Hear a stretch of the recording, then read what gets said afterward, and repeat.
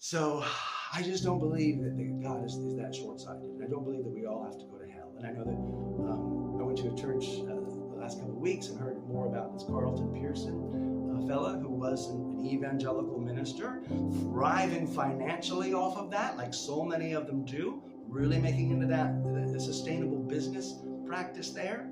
And he got to that point where he realized, no, this just does not seem like the character of God to have to send every single person to hell just because they don't believe this particular little story that came out of this one area. And, especially with the knowledge that a lot of people aren't going to hear the story. They're going to have their own stories. And that just doesn't seem right. But I still believe there is a lot of merit in the words of Christ, in the essence of Christ, and I still believe that we can tap into that. I know a lot of people are still very tied to attaching themselves to all the religious ideas that have developed in the last 2,000 years since these words were first uttered. And there's a lot of idolatry in the church.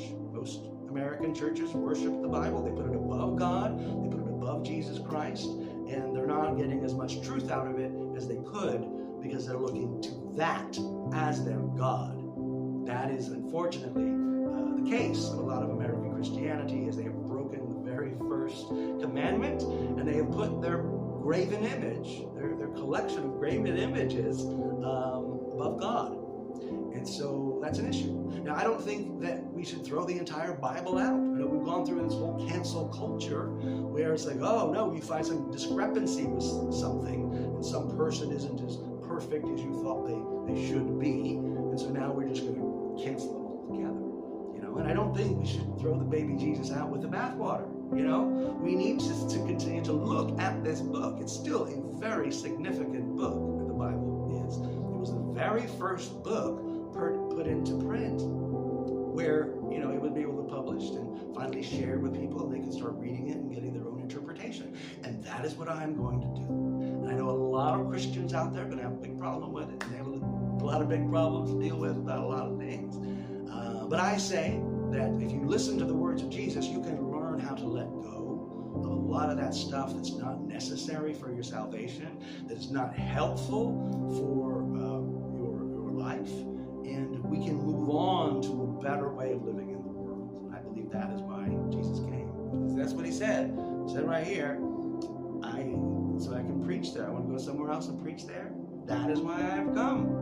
I must proclaim the good news of the kingdom of God, because that is why I was sent. So I believe that about Jesus, and that's why I'm starting this series called Stuff Jesus Said. I hope it adds to your pursuit of a higher, greater, deeper, more intimate relationship with God, where you are allowed to see Him working through your life, working through the world around you in more and more ways, because the divinity of all life flows through all things. And the more we can allow ourselves to wake up to that, let go of our attachments to the way things have been, then